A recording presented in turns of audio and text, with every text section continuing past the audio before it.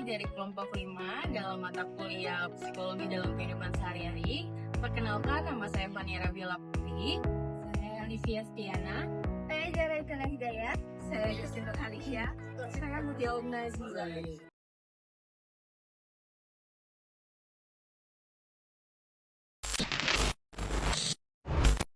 Pernah nggak sih kamu ngerasa capek, bukan sama tugas, bukan sama keluarga, tapi sama teman sendiri? Sahabatan yang harusnya menjadi tempat pulang, pelan-pelan berubah menjadi beban emosional.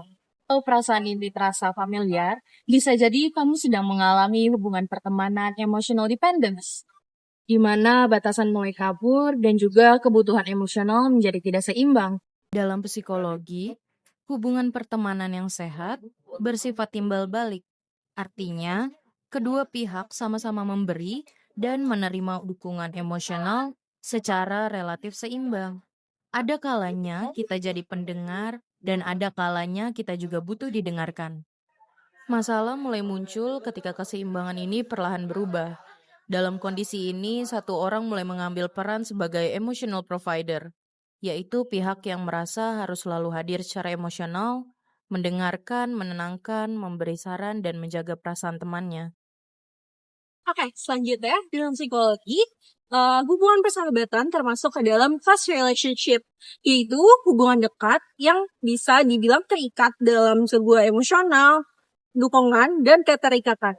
Ini menurut Witten et al., hubungan yang sehat itu ditandai oleh dukungan emosional seimbang, rasa aman, dan adanya ruang bagi masing-masing individu untuk tetap berkembang. Namun, masalah muncul ketika kedekatan berubah menjadi emosional dependensi.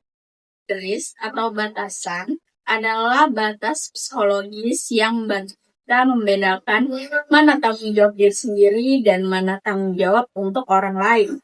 Dalam persahabatan, boundaries membantu kita tetap peduli tanpa harus mengorbankan diri sendiri. Menurut Grison dan juga Gazaniga, tahun 2020 menekankan bahwa batasan bukanlah tanda ketidakpedulian, melainkan bagian dari hubungan yang sehat dan juga saling menghormati. Lalu persahabatan apa aja sih yang sehat? Yaitu yang pertama, memperbolehkan kita berkata tidak. Lalu yang kedua, memberi ruang untuk waktu sendiri. Dan yang ketiga, tidak menuntut kehadiran emosional secara terus-menerus. Jadi, ketika boundaries tidak jelas, emosional dependensi semakin kuat dan hubungan terasa melelahkan. Dalam psikologi, kondisi ini menunjukkan bahwa fungsi emosional dalam hubungan tidak lagi seimbang. Satu pihak terus mengeluarkan energi emosional, sementara pihak lain tidak mengembangkan kemampuan untuk menenangkan. Akibatnya, persahabatan berubah arah, bukan lagi tentang saling mendukung, melainkan tentang satu pihak yang terus memberi dan pihak lain yang semakin bergantung. Di titik ini, kelelahan emosional bukan tanda bahwa kita kurang peduli, melainkan sinyal bahwa hubungan membutuhkan batasan agar tetap sehat. Katanya teman, tapi kok rasa sendirian. Berteman seharusnya menenangkan, bukan bikin lelah secara diam-diam. Kita selalu jadi pendengar, tapi jarang didengarkan.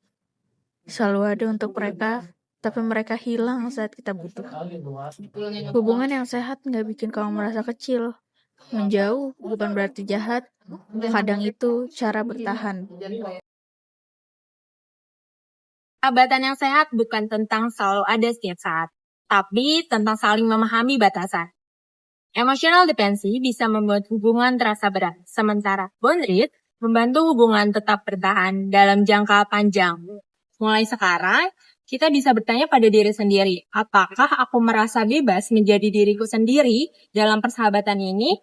Apakah aku masih punya ruang untuk kebutuhan pribadiku? Apakah hubungan ini saling mendukung, bukan saling menguras? Dengan memahami emotional dependency dan menetapkan boundaries, kita bisa membangun persahabatan yang lebih sehat, lebih seimbang, dan lebih bermakna.